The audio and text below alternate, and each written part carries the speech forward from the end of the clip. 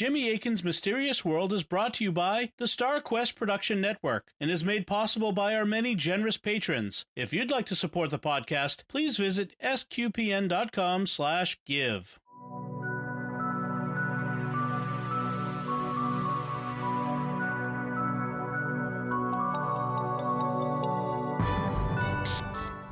You're listening to episode 28 of Jimmy Akin's Mysterious World, where we look at mysteries from the twin perspectives of faith and reason. In this episode, we're talking about the mystery of Egypt's heretic Pharaoh. I'm Dom Bettinelli, and joining me today is Jimmy Akin. Hi, Jimmy. Howdy, Dom. So we're talking about, as I mentioned, Egypt's heretic Pharaoh. So 33 centuries ago, Egypt was ruled by the strangest king it ever had. He was the most unique individual ever to be Pharaoh. And there were a lot of unique people who were Pharaoh. So this one stood above all the rest. He was driven by a powerful spiritual vision and overturned almost every aspect of Egyptian society. And some have even called him the first monotheist in history. So today on Jimmy Akin's Mysterious World, we're talking about the mystery of Egypt's heretic Pharaoh. So who are we talking about here, Jimmy? What is this we're talking about? Well, we're talking about a pharaoh who he went by more than one name, and that's actually not unusual because pharaohs they had like 5 major names that they had, and they'd actually, like other Egyptians, keep their real name secret because in Egyptian society it was thought that if someone knew your real name, they could use it against you magically.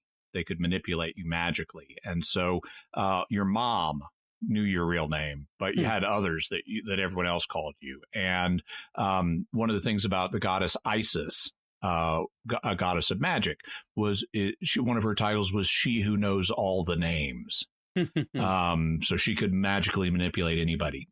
But to appreciate what happened with this guy, you kind of have to understand what Egypt was like at the time.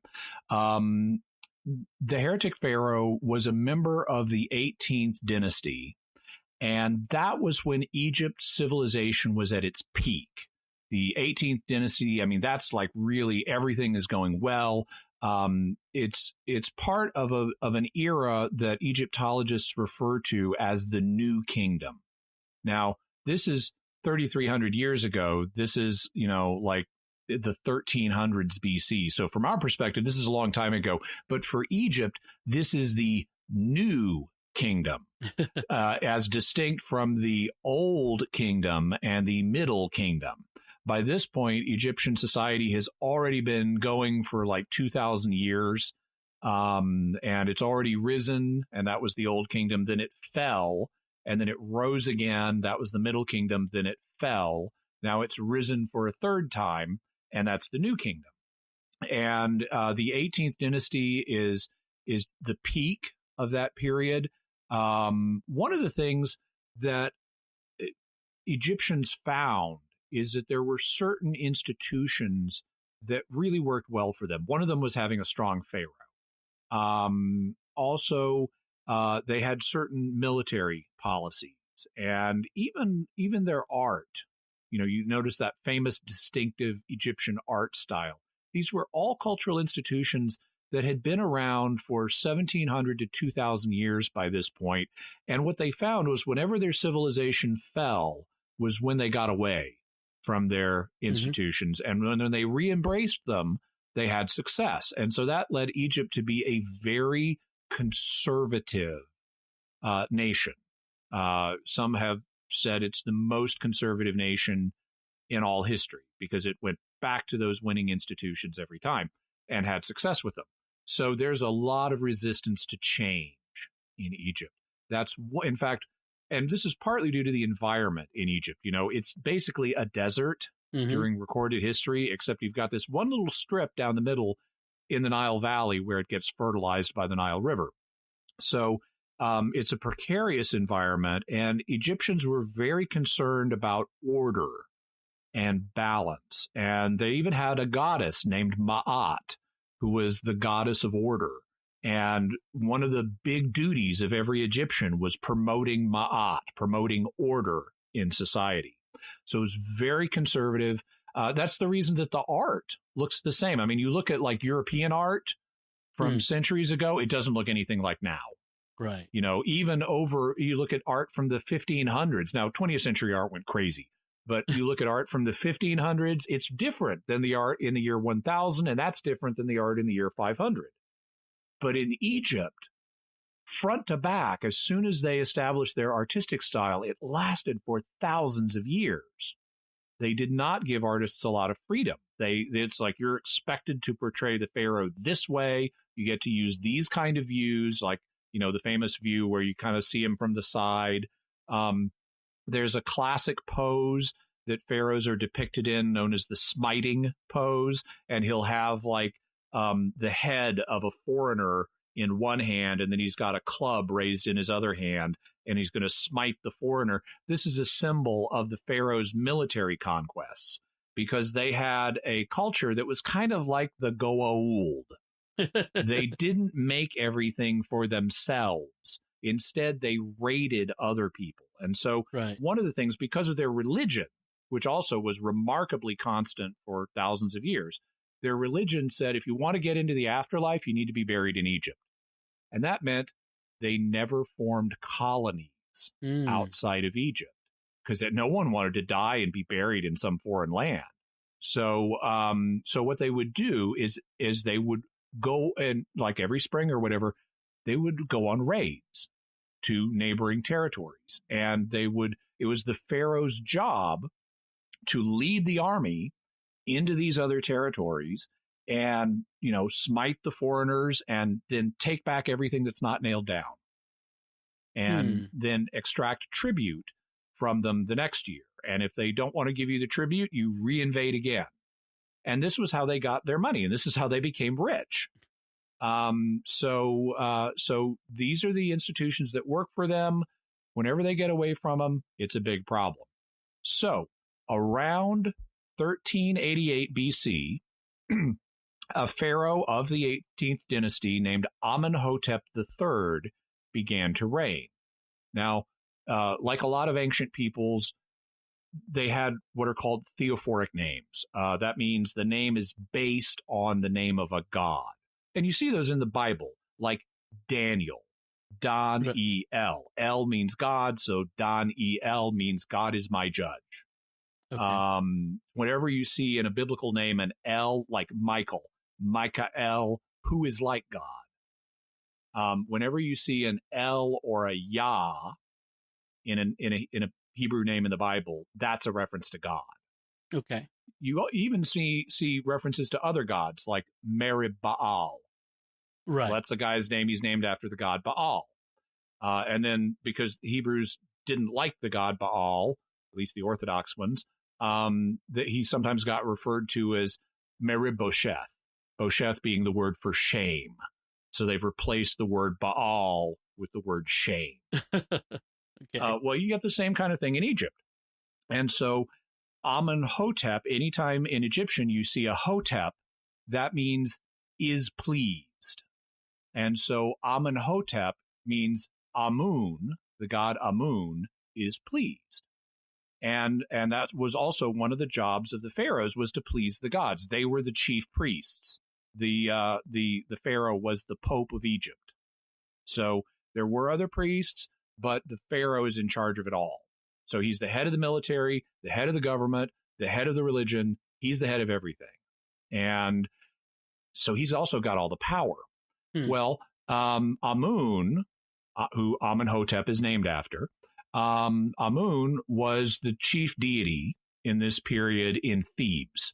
And Amun is kind of interesting. He's sometimes, a lot of Egyptian gods have like animal heads and things like that, but Amun is generally depicted as a human, and he was conceived of as the hidden god or the invisible god.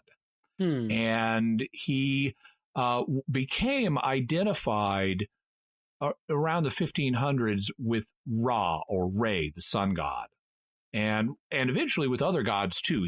He kind of subsumed other gods into himself at some point. He began to be identified with them. It's not like he ate them, but it's like people said, oh, well, Re is really another aspect of Amun. Mm-hmm. And this other god, he's also really another aspect of Amun.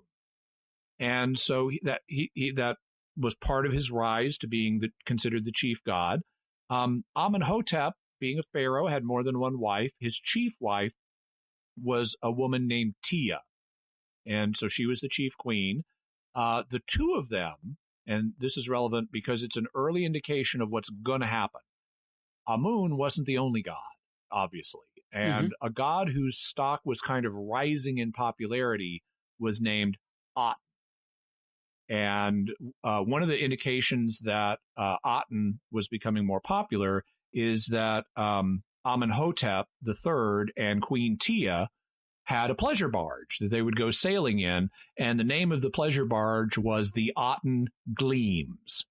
And the reason that's an appropriate name for the boat is because the Aten was another solar deity that represented the solar disk. Okay. So you have Amun is identified with Re, the sun god. Re is also identified in sometimes with Horus. So you see a falcon-headed figure. And then you've got the solar disk itself, the circle, which has rays coming out of it that sometimes have like little hands on the ends of the rays, like they're blessing or giving things to people. The sun is giving, the solar disk is giving things to people. And so that's what Aten is. Now, Amenhotep is a good pharaoh. He does things right.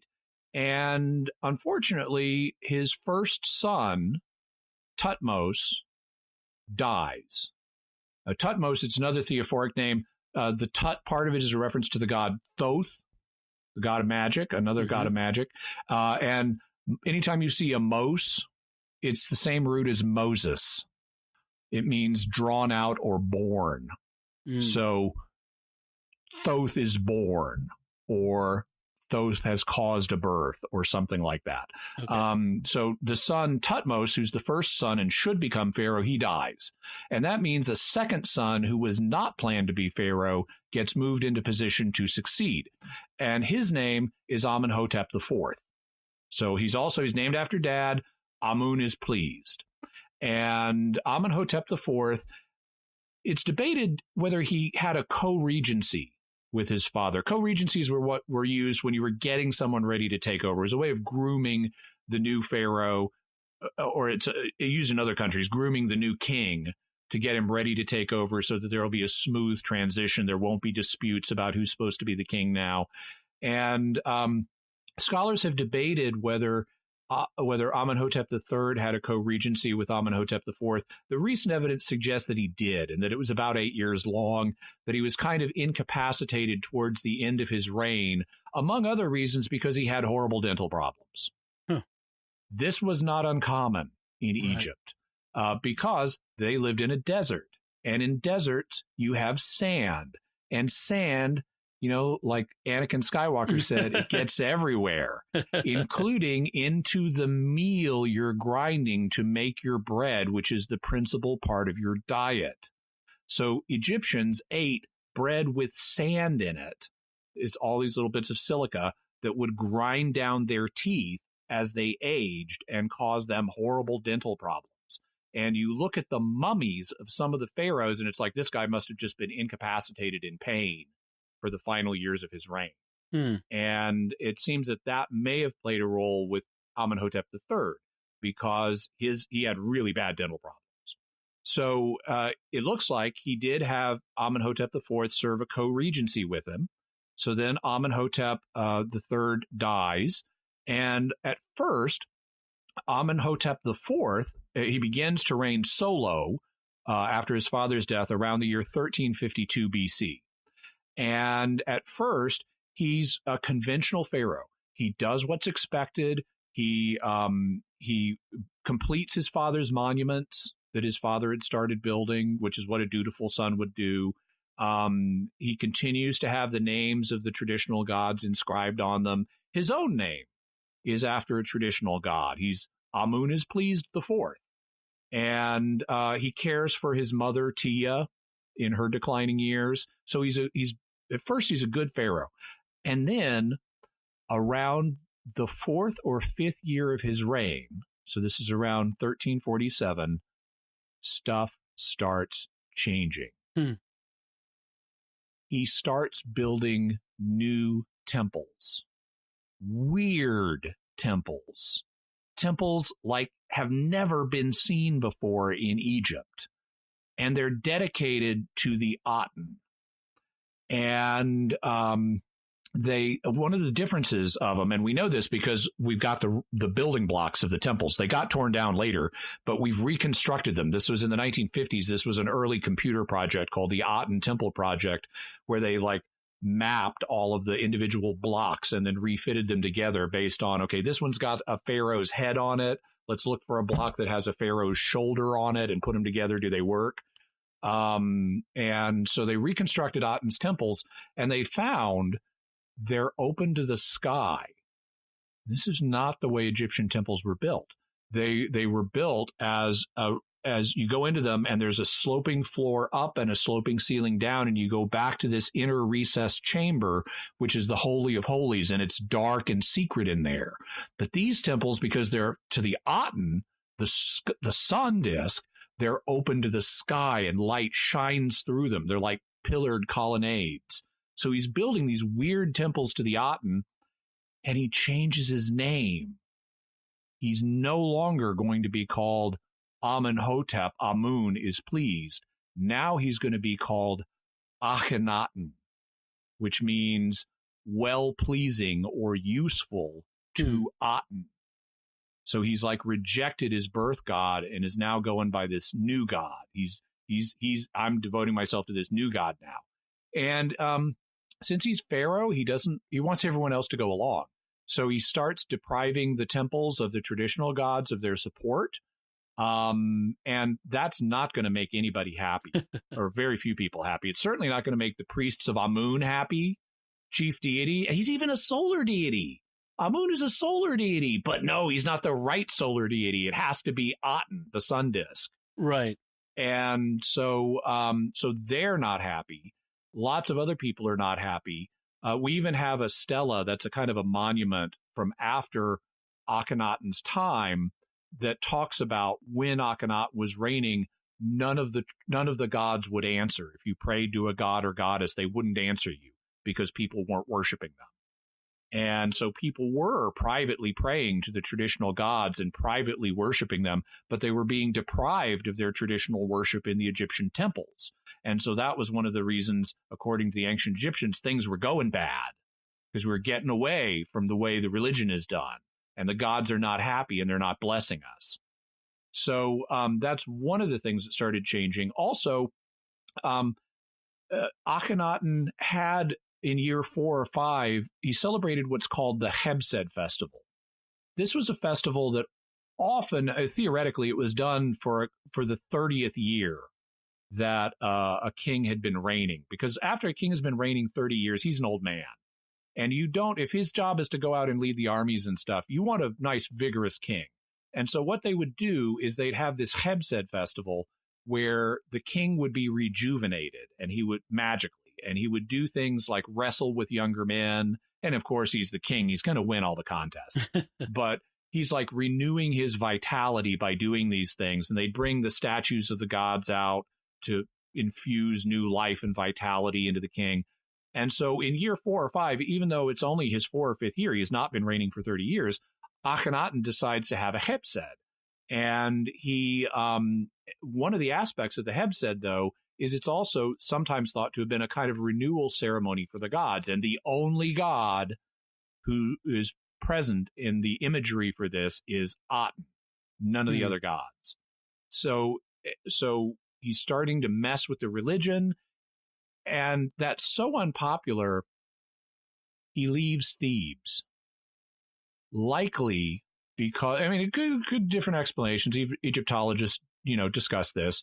Thebes was infested with, temples to other gods that he didn't like, but also the priests of the other gods were there who didn't like what he was doing. And there may be a kind of got to get out of Thebes moment. And so he went to the desert and founded a new city called Akhenaten. Today, we call it Amarna. It's Tel El Amarna today. So if you ever hear about the Amarna texts, that's from Akhenaten's city, Akhenaten, which means the horizon of the Aten. And he says in his writings, because we have things he wrote, he says in his writings that the Aten revealed the place for the city to him. And the Egyptologist Bob Breyer, and I'll be talking about him more because he's got a great lecture on this. He has been there, like a lot of Egyptologists. He's been to Amarna, and he says, okay, so the Egyptian word for horizon, the hieroglyph for it, is like a notch in a mountainscape with the sun peeking through the notch. And if you go to Amarna, there is a notch in the mountain. And on some days of the year, the sun peeks through that notch. And so his theory is that's what Akhenaten saw. That's how the Aten revealed to him, this is the place for your city, when he looks at the horizon and sees the hieroglyph for horizon. Okay. And so he calls the city the horizon of Aten. And so they start building this new city, and he moves all of his, not all, but a bunch of his high court officials to be with him. Because this is the new capital of Egypt, and it's not going to be Thebes anymore. And they start building all this stuff. They start building tombs for themselves there, because that's where they're going to die. That's where they're going to be buried, they think.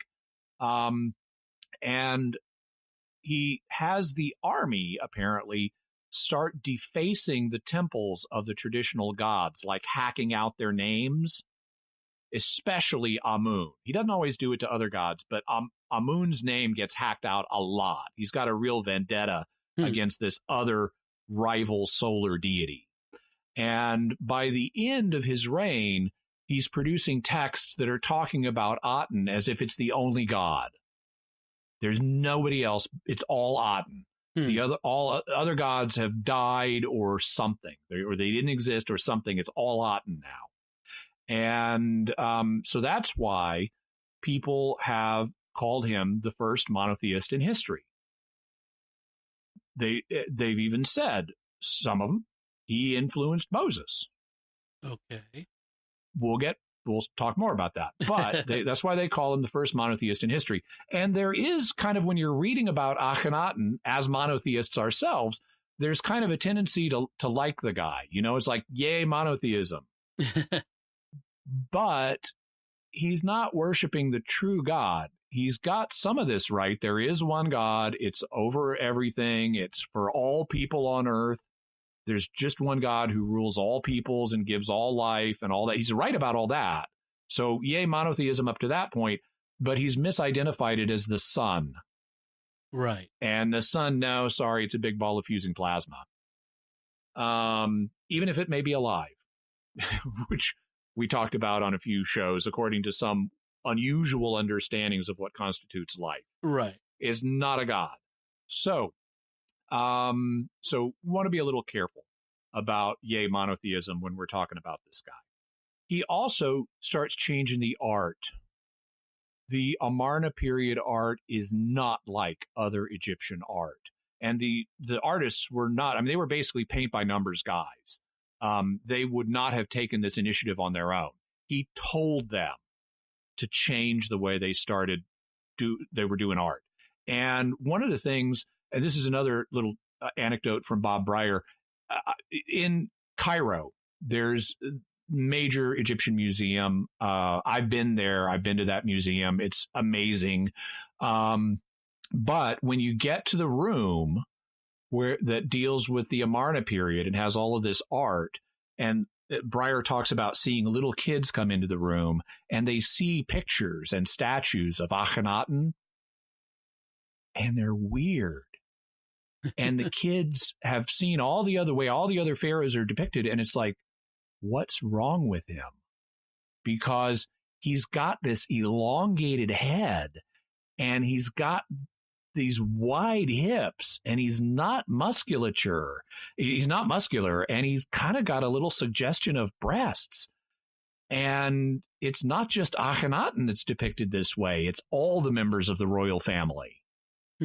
And so what is up with the weird art?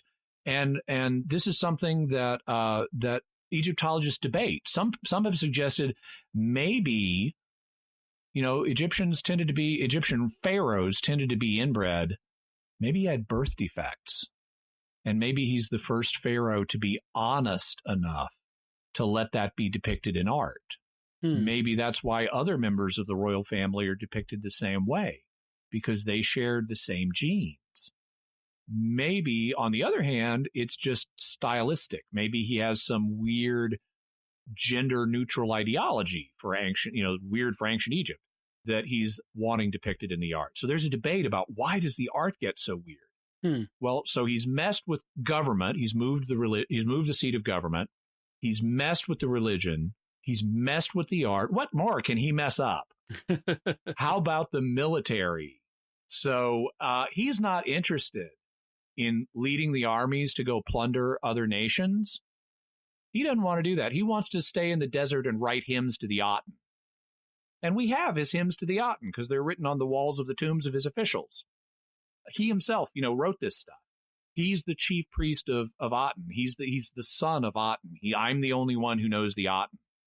So he's the Aten's living prophet. And that's what he wants to be. He doesn't want to be a military leader. Oh, also, by the way, with the art, we also get stuff depicted that we've never seen before in Egyptian art, like family scenes of people relaxing at home and eating and stuff like that. And his daughters, he had more daughters than sons. His daughters, who he dotes on, get depicted, and he's like fondling them on his lap and like kissing them on the lips and stuff like that. And so this is more just really weird stuff, but it's kind of more intimate, and in a weird way, kind of more realistic than previous Egyptian art had been, or that subsequent Egyptian art would be. But in any event, he's not interested in being a military leader, and, power abhors a vacuum. And so when the surrounding nations notice that the Egyptian army isn't showing up to deal with business, they start to get restless. And we have this correspondence. These are the Amarna texts. We have this correspondence that was sent to and from Akhenaten by Pharaoh's officials. Some of them are written by Pharaoh himself. And you're kind of watching the decline of the empire through this correspondence. You have people writing back and saying things are really going bad. Send the army. They're not respecting us. Bob Breyer mentions one. They're attacking my house. In particular, there's a kind of a petty king in Byblos. Byblos is in Lebanon. It's the same place that they make the papyrus that became books, that used to make paper for books, which is why the Bible is called the Bible. It's named after Byblos. Okay. And so the king of Byblos at this time is a guy named Rib-Hadad, after the god Hadad, which is another name for Baal. And he, more than anyone else, wrote lots of letters to Akhenaten. He wrote like 60 letters over that have survived over a 17-year period. So that's like he's writing a letter every few months. And he's constantly complaining about stuff. He's constantly, when Akhenaten has told him to do something, he's constantly saying, sorry, it's impossible, send the army. And he's saying, I'm your most loyal subject here. Help me out, send the army. But he's apparently really annoying to Akhenaten. And eventually Akhenaten writes a letter back that we still have where he says, why is it you alone of all of my vassal kings keep writing me? But it shows Akhenaten's lack of interest in this area. So things are going bad with the military. Well, in year 17 of his reign, which is around 1335 BC, Akhenaten dies. He's no longer pharaoh. And there's a little bit of a dispute about what happens next. We have some indication that he was succeeded by an individual named Smenkhare, who may have been his son, or may have been his wife, Nefertiti, or may have been somebody else, and maybe didn't succeed him. Maybe he was just a co-regent, but died before Akhenaten did. So we're not really sure where Smenkhare fits into this. Also, there's an indication that he may have been succeeded briefly by a woman named Neferuaten.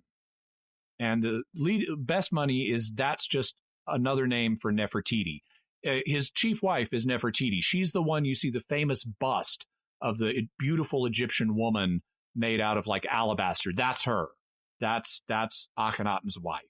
And we know he like gave his daughters authority and gave his wife authority. He let Nefertiti, it's like one of his temples is like for women to worship the Aten, and Nefertiti is depicted as the chief priestess. And so her name, Nefertiti, means the beautiful one has arrived. That's what Nefer means. And so when we have this person that looks like succeeded him, a woman named Neferuaten, that would mean the most beautiful of Aten, the most beautiful one of Aten. And it's thought that that's the same person as Nefertiti, the beautiful one has arrived. And so it looks like she may have survived Nefertiti. For a while, people thought she died earlier, but we now know she survived until at least year 16 of his reign. And some have supposed that she survived for like another year after him, and then she died too. We don't really know what happened to her, but there's a mystery. One of the queens of this period, either Nefertiti or the successor queen, King Tutankhamun's wife, wrote a letter to a Hittite king after the death of her husband. And the Hittite king, his name was Shupililiuma, and he was on a military campaign when he got this letter, and it blew his mind because the Hittites were the rivals to the Egyptians. They had fought all kinds of battles together. They were not allies. They were the big enemy. So this is like the United States versus the Soviet Union, or Britain versus the Nazis. Okay, that's how they feel about each other. And King Shupililiuma I gets a letter from the Egyptian widow queen saying, "My husband has died, and I have no son. They say about you that you have many sons. You might give me one of your sons to become my husband. I would not wish to take one of my subjects as a husband. I am afraid." Wow, and so remarkable. whichever queen wrote this was afraid and was wanting a Hittite husband to become the new Pharaoh.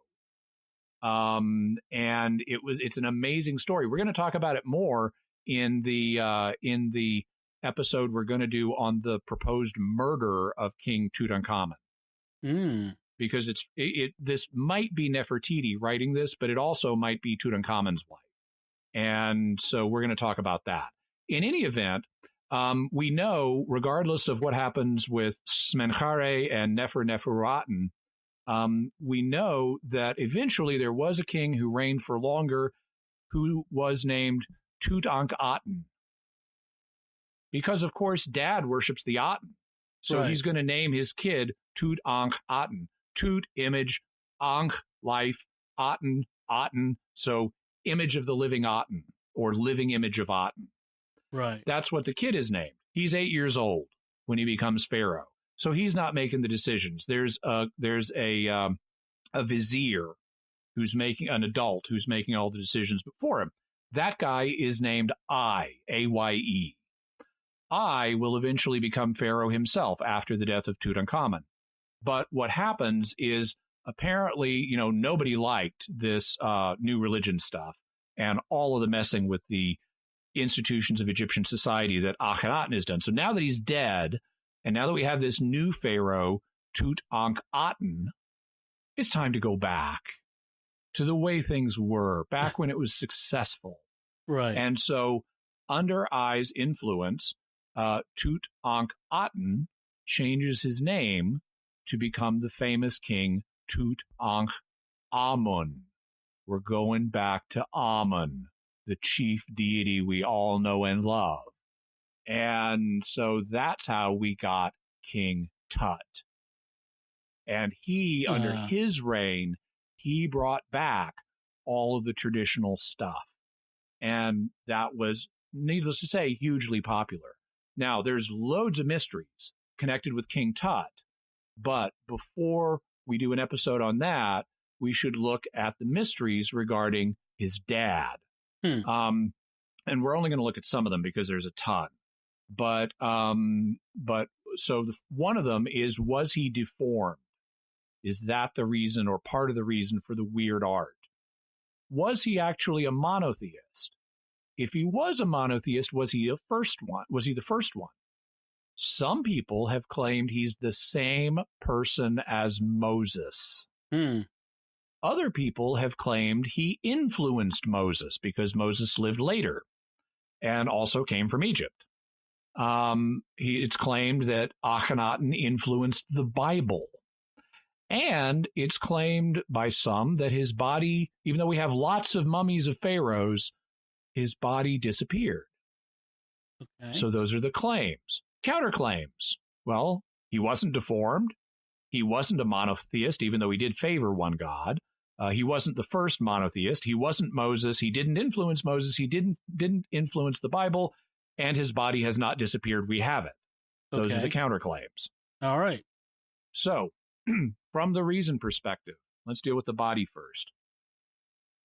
We pretty much know which mummy is his. It's a body that was found in a tomb known as KV-55. KV stands for King's Valley. This is a place that during this period they buried the pharaohs. In the Old Kingdom, they had buried pharaohs in pyramids. Right. Right? Cheops. And we talked about that. Yep. Right, in our pyramids episode. So then they wanted these tombs to last for eternity. So they gave, people all the stuff that they would need in the next life. And they put magical spells, to help them in the afterlife and stuff. Well, eventually although those aren't in the Giza pyramids, they then discovered that if you don't want the tomb robbed, probably don't build a huge, enormous monument on the top of it. Right. Here it is. Yeah, exactly. So, because what happened during the intermediate periods, especially, is people would get into the pyramids and get the stuff out of them because it was chaotic time. They wanted to survive. Mm-hmm. And so they switched to this valley that happens to have a pyramid-like hill or mountain on top of it. So there's a little visual connection there. Mm-hmm. But it's called the King's Valley because that's where the kings and their queens and some of their nobles got buried. And the tombs are all numbered there. Archaeologists have given them these numbers. One of them is the 55th tomb that they excavated, and so it's called KV-55. And when they excavated it, they found that it had objects and connected with it that had names on them that had been defaced. And this is one of the things that happened to Akhenaten's monuments after he died, because people didn't like him. And so they subjected him to what was called damnatio memorare, or the condemnation of memory, and they would go and hack out his name. Sometimes they would write another pharaoh's name on top of it to give that pharaoh credit for something Akhenaten had actually done. But they would hack out his name because they didn't like him. And some of these objects in KV-55 seem to have Akhenaten's name hacked out, and they also missed Akhenaten's name in a couple of cases. And they also had objects here that referred to Akhenaten's chief queen, Queen Tia, were here. And it looked like she had been buried in this tomb, along with a male mummy that was still there. And there are also indications that that King Tut was the one who did the burial. They found indications with his name and so forth.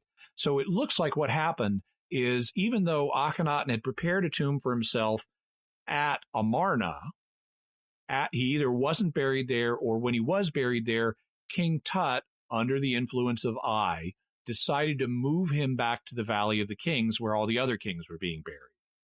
And possibly to keep his Amarnatun from being robbed and defaced, because they had police that would monitor the King's Valley to keep people from robbing it, hopefully, till the next intermediate period. Right. And so it looks like King Tut had Akhenaten and Queen Tia, his mother, buried in KV 55.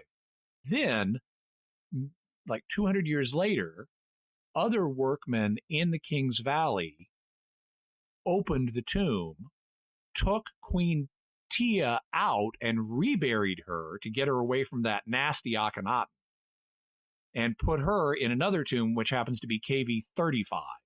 Okay. And then while they're there, they deface Akhenaten's stuff. But there's some magical objects. There are these bricks that they had. There's like 4 bricks that were there to help Akhenaten in the afterlife. And they defaced his name on some of them, but they like missed it. Okay. And so some of the magical objects have his name. And they were carrying a grudge hundreds of years later still. Oh, yeah. Yeah, they wiped out this whole period in Egyptian history. It would have been unknown. Like to later pharaohs, they would have not even heard of Akhenaten. Interesting. Or his immediate successors, King Tut and I, because their memories got wiped out later too. But what can we say about the mummy? Well, the surrounding evidence would point to it being Akhenaten. So does the DNA. There's been DNA testing on it, and it appears to be, now, this is hotly disputed.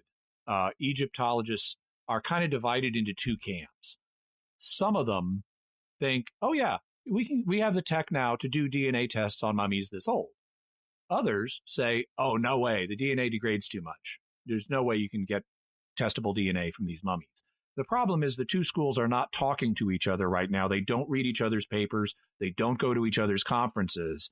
But the people who are pro-mummy DNA testing have tested the mummy, and they found that it is the son, according to them, according to their tests, it is the son of Amenhotep III, and it is the father of King Tutankhamun. That would make it Akhenaten.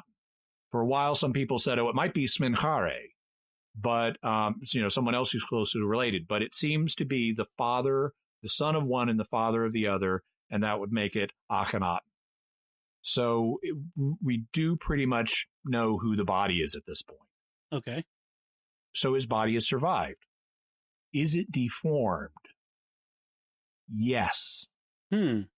But not to the extent that it's shown in the Amarna period art. So it looks like, yeah, he did look weird as a person, but he allowed his artists, or maybe even told his artists, to exaggerate that. Interesting. Possibly as part of his androgynous proto-feminist, for ancient Egypt, proto-feminist ideology. So there seemed to be more than just the physical factors affecting the art. Was he Moses? No, he was not Moses. This is a claim that is made only by cranks. There is no evidence that Moses was Akhenaten. There are kind of parallel phenomena that Egyptologists and biblical scholars are aware of. Egyptologists call their version of the phenomenon Egyptomania, where people have, Egypt's this exotic, mysterious thing. And so people develop crazy theories that are way out of line with the evidence about Egypt. Aliens built the pyramids. And pyramids like are ancient alien landing platforms. Yes. Yeah. With all, due deference to Dr. Daniel Jackson. The biblical equivalent is the same sort of thing, bibliomania, where people will come up with crazy theories about the Bible that are just way out of line with the evidence. Well, this is a kind of fusion of the two. This is Egypto-bibliomania, where you take the famous Egyptian monotheist figure and the famous biblical monotheist figure and put them together. But there's no evidence for that. No serious Egyptologist or biblical scholar takes this claim seriously. Okay. What about the claim that he was... What about the claim he was a monotheist? That actually seems to be, that Akhenaten was, that seems to be accurate. Not necessarily at the beginning of his reign, but by the end of it, he is talking as if there's only the Aten, and he's progressively stripped the image of the god of any associations with like human form or animal form. It's no longer depicted as Horus, the falcon-headed god. Right. It's just the disc. Even though there was kind of an identification with Re and Aten, now we're just looking at the disc, and we see like its rays coming out of it with little hands, and the hand will be holding an ankh up to a picture of the pharaoh. It's like the Aten is giving Pharaoh life and stuff like that. So we have this progressive abstraction of the deity. He would not, though, have been the first monotheist. When we talk about monotheism, we don't mean there's only one being in the spiritual world. I mean, God has his angels and things like that. There are lesser beings, but there's one great being who's the creator of everything else. And that idea is not something that would have been the first thought of by Akhenaten. That's going to have been invented multiple times in human history, including in cases where people didn't just think of it on their own, but God revealed it to them. Right. And that's actually the original, according to the Bible, that's the original state of mankind, that God revealed himself to mankind in the beginning. And then polytheism arose later. And we know that monotheism has been, if you want to say invented or revealed or whatever, periodically under God's providence, different people have adopted monotheism, including some of the Greek philosophers and people in other cultures. The Zoroastrians are monotheists, for example. There are versions of Hinduism that are monotheistic, where they see all of the gods as just aspects of one god.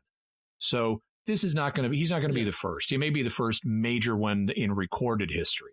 We could say that these different peoples of different religions are getting a glimpse into the reality that underlies their own religion. Yeah, exactly. So this kind of brings us to the more faith perspective, where we get into more direct claims about Moses in the Bible. Could Akhenaten have influenced Moses? And, maybe Moses, knew about monotheism from this source. Well, okay, maybe, but that's going to depend on the date of when Moses lived.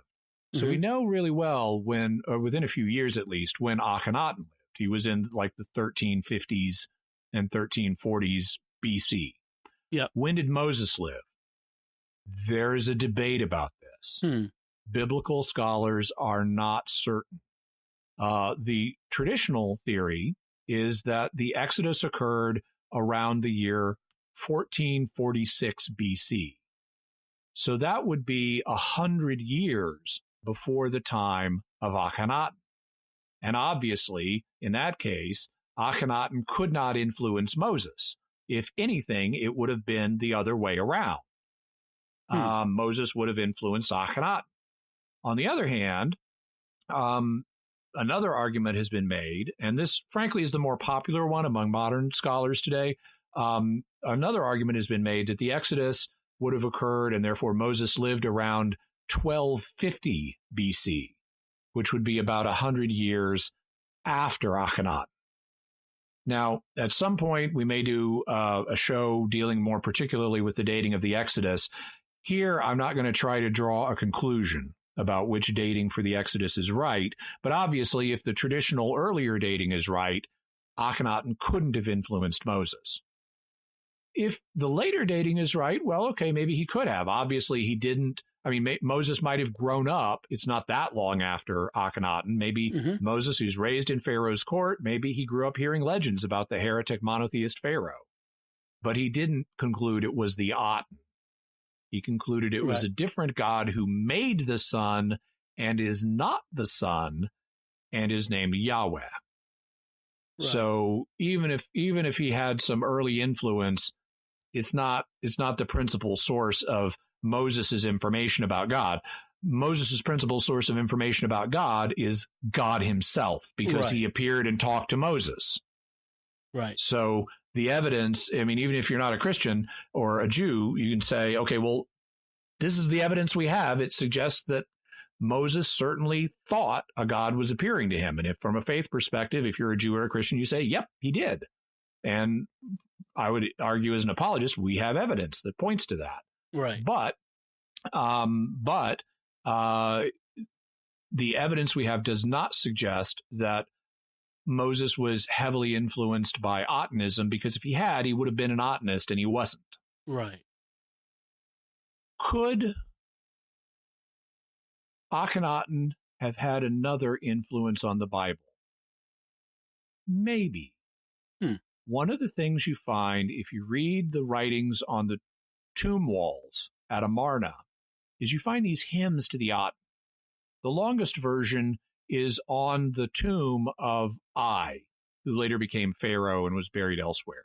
But in the tomb he was getting ready for himself, which is what you did. You built your tomb before you died. You didn't leave it to your relatives. In the tomb that he was getting ready for himself at Amarna, he has the longest version of a hymn to the Aten. It's called the Great Hymn to the Aten. And if you read it, and if you read an older translation of it that uses kind of King Jamesy archaic language, and if you put it next to Psalm 104, they sound similar. And so there have been biblical scholars who have proposed the idea maybe Psalm 104 is somehow based on the Great Hymn to the Aten, because it talks about things, the sun rises over everything, it gives light to everything. The lions come out of their caves and they roar for their prey, and they slink back to their caves when it goes down, and man comes out and man lays down like in death when the sun goes down. You find these common ideas in both of these hymns. Well, one of the things we know about the authors of the Hebrew Bible is they didn't like paganism. But that didn't stop them from appropriating pagan writing to subvert it. So one of the things you find, and we can talk about this in a future episode on Genesis, one of the things you find when, it's kind of like remember when Merib Baal gets called Merib Bosheth, to shame Baal, get rid of that Baal in there. Something similar happens with Canaanite legends, because the Canaanites, they worshipped Baal, and they had this legend, for example, of Baal defeated Yam, or Yam. Yam was the sea god. Okay, he was depicted sometimes as a serpent, and because serpents twist kind of like the waves, and so Baal had a confrontation with Yam. He defeated Yam. He put Yam in his place, and he ruled over him. Well, guess what? You find in the Bible passages that say Yahweh determined the limits of Yam, and Yahweh triumphed over the watery chaos monsters and things like that. And it looks like what the biblical authors are doing is saying, no, don't think that was Baal. It was Yahweh who determined where the sea is and where its limits are, where the shoreline is. Yahweh is in control of all that, not Baal. And you see the same thing happening in Genesis in various places, where as God is setting up the world, if you know the pagan background, you see what the author's really doing is subverting it, saying, oh, no. The sun and the moon, Yahweh made those. They're not gods. They're just lights. Or the great flood. No. It didn't come because man was making too much noise at night and keeping the gods awake, and they got annoyed. It was because man was wicked, and it was a just punishment. Right. So you see the biblical authors doing this. Could they have been aware of the Great Hymn to the Aten and said, hey, that expresses some really beautiful poetic thoughts, but it's naming the wrong God. We just need to adjust it so these accurate praises are accurately directed to the God to whom they belong. Possible. The question is, would they have been aware? Because Psalm 104 is written much later. Yeah. Amarna was an abandoned city. And nobody was there reading the Great Hymn to the Aten from Israel off the wall of King Ai's tomb.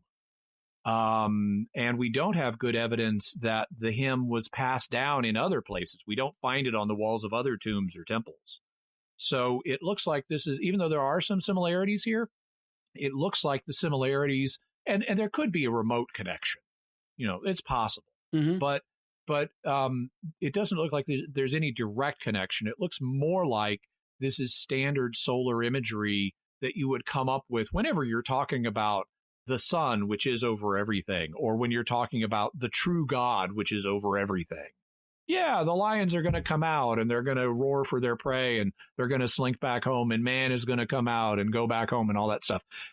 Anytime you're talking about a universal deity, whether it's the sun or something else, you could come up with this kind of imagery. So it's not at all clear that even indirectly, Akhenaten had an influence on the Bible, although it's possible indirectly. Wow. Okay. So, what is your bottom line then on these mysteries surrounding Akhenaten? Well, the bottom line is Akhenaten, for me, he's a very mysterious and fascinating figure. He's very fun to read about.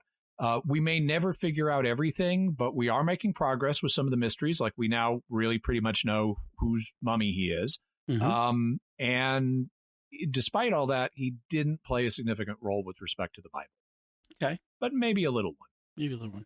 And we'll be coming back and we'll to this period of Egypt. And when we, like you said, we talk about King Tut. And I'm looking forward to the murder of King Tut. Recently, we polled our patrons of what you want to have come up. And I was hoping King Tut's murder would come up number one next, because I'd love to do it soon. But it looks like a different topic is being selected. So we'll do that one, but we'll still do King Tut's murder. Yes. Whenever we poll our patrons, the one will rise to the top and we'll choose to do that one next first, but the others will still stay on the list. We'll get to them eventually. Yeah. So what kind of resources can people look to find out more about Akhenaten?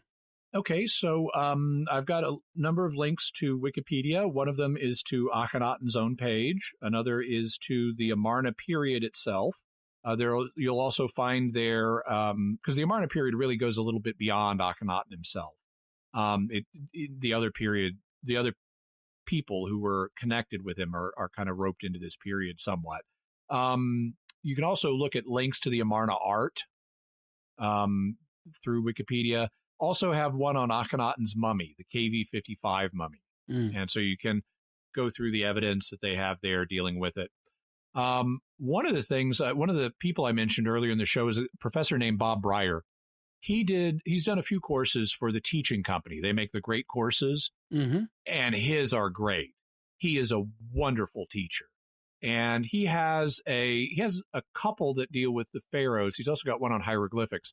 But I've got a link to his course, The History of Ancient Egypt. It's available. Now, sometimes teaching company courses can be kind of expensive. This is an audible.com version that's owned by Amazon, so it's much more affordable. Okay. But, and it's been out a number of years, so they've released it in the Audible format. It's a 48 lecture course, and it's wonderful. I've listened to it many times, and he's got marvelous lectures on Akhenaten and King Tut and the murder theory of King Tut and all that stuff. He also has a shorter lecture series called The Great Pharaohs, which is basically excerpted from the bigger course. And one of the lectures in that is on Akhenaten, but it's the same lecture. Then there's a book by James K. Hoffmeyer called Akhenaten and the Origins of Monotheism. And this is a scholarly level book. I mean, you can read it if you're not a scholar. He translates the stuff for you. But this is a scholarly level book that looks at the relationship between the Amarna period and the Bible. And it's another fascinating read, and he's very balanced and moderate. He does not go into crazy theories, but he does talk about, the evidence. Okay, so what's the evidence regarding how could Akhenaten have been an influence on Moses or on Psalm 104? Let's dig into the evidence for that and see what conclusions arise. So that's a good book to check for that. Finally, have a link to an article regarding the DNA debate among Egyptologists. The yes, it can work, or no, it can't work. And so you can read all about that there. Excellent. Wow, very good. So as we wrap up that topic, let's talk about some of our mysterious feedback that we've been getting from folks. Some great stuff to talk about. On the episode about Bob Lazar, where we talked Bob Lazar in Area 51, I Kung Fu You Too on YouTube says, I saw the Lazar documentary and liked it, but it did seem to skip a few key points. I would have asked, hey, can I see the paper copies of your MIT degrees? I have my college degrees framed and on my wall.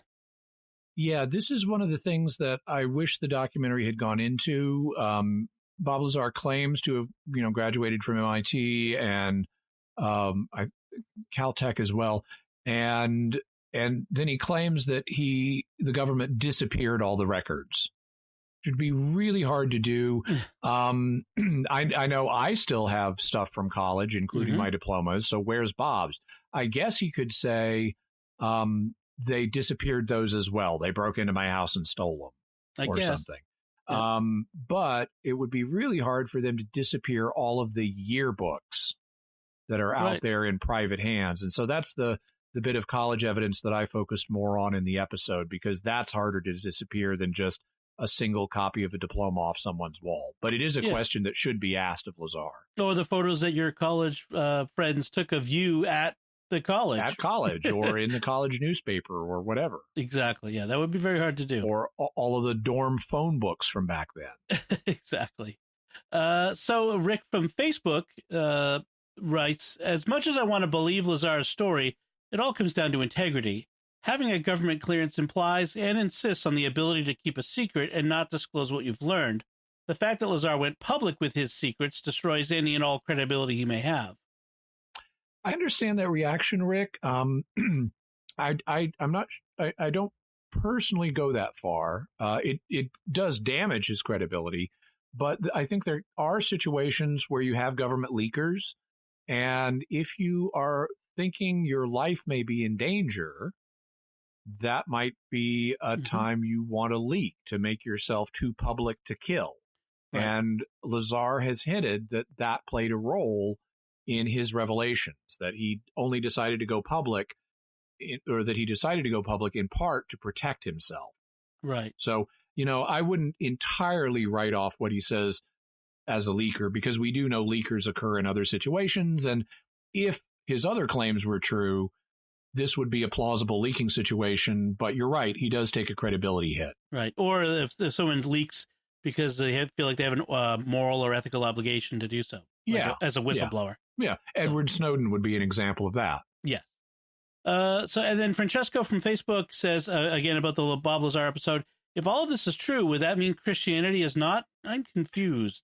No, we covered that in the episode itself. So Lazar made some claims, not that he had personal knowledge of, but that he had been told or read in briefing documents that suggested aliens had been involved in guiding human history genetically, and that they seemed maybe to have some kind of interest in our souls or something.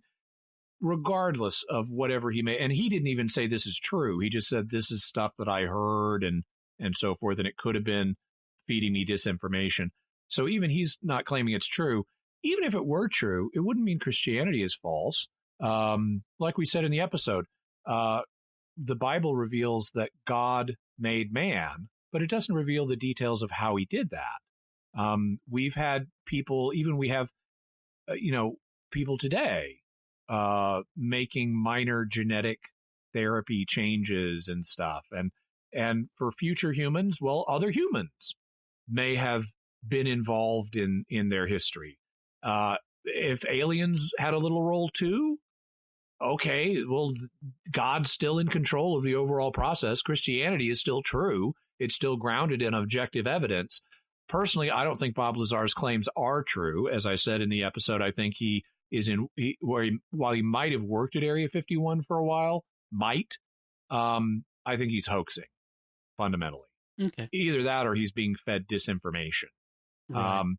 And so I don't think those documents he claims to have read have any credibility. But even if they did, it wouldn't disprove Christianity. Okay. So thank you, everyone, for your feedback. We greatly appreciate it. We love getting it. We love discussing it. And so continue to keep it coming.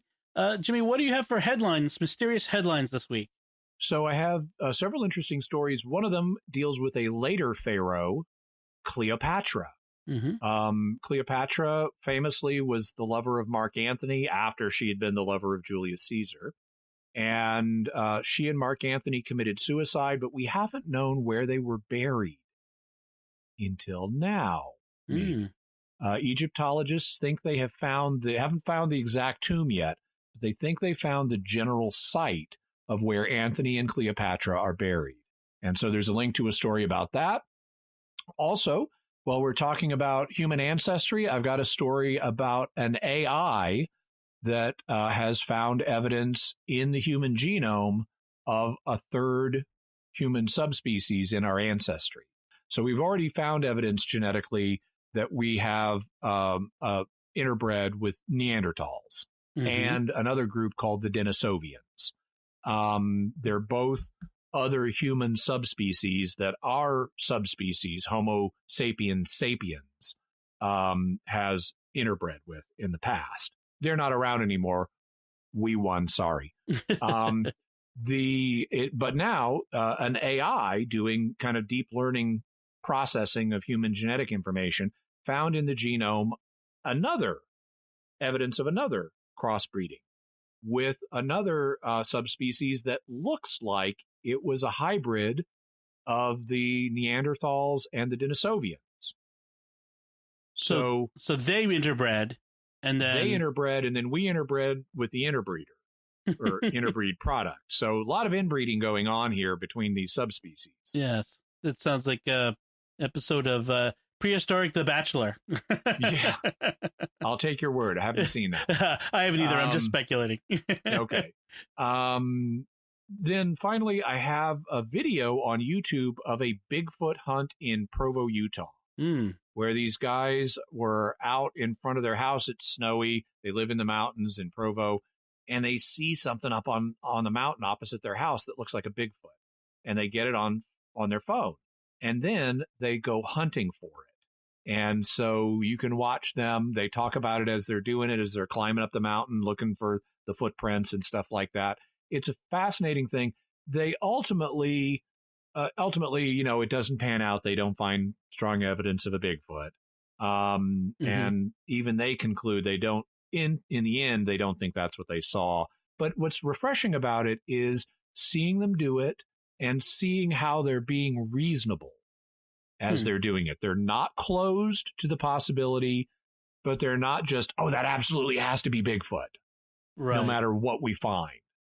And so it's really nice to see a reasonable group of people exploring something like this. It's not that long of a watch. There's also a link to an article about the Bigfoot hunt that has some more information. Excellent.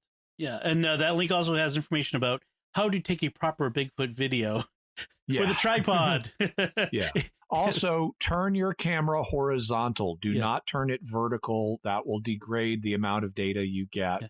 So, In fact, just take the horizontal video for everything, please. Yeah. All right. So thanks, Jimmy. That's great. So as we close things out again this month with another set of 4 wonderful episodes, and we've got more coming up next month, and we'll be letting you know what those topics are going to be online. Including our next episode is going to be our first Patron's Choice episode. Yes. But I try to put up a teaser on our Facebook page every month of what next month's episodes are going to be about. So, that's another reason to check out the Facebook page. So before we do that, I want to thank our patrons who make the show possible, not just for selecting the next topic, but for your financial support. And I want to thank by name this week. I want to thank Andrew G., Ricardo G., John S., Steve N., and Benjamin B. through their generous donations and those of all of our patrons at sqpn.com/give. They make it possible for us to continue Jimmy Akin's Mysterious World and all the shows we do at sqpn.com. And you could join them by visiting sqpn.com/give. So that's it from us. What do you think of this mystery surrounding Egypt's heretic pharaoh? Let us know by going to sqpn.com or the Jimmy Akin's Mysterious World Facebook page. leave some feedback on the show there, or send us an email to mysterious@sqpn.com. Send a tweet to @MYS_world with the hashtag of mysterious feedback. You please remember to like this episode on the Mysterious World Facebook page, retweet it on Twitter, subscribe to the show on iTunes, Google Play, Stitcher, TuneIn, your favorite podcast app, or on YouTube, where you should hit the bell to get notifications. You can find the relevant links, like we discussed, for the feedback. For the resources from our discussion, and links to the mysterious headlines to on our show notes at sqpn.com/mysterious. Until next time, Jimmy Akin, thank you for exploring with us our mysterious world. Thanks, Dom. And once again, I'm Dom Bettinelli. Thank you for listening to Jimmy Akin's Mysterious World on StarQuest.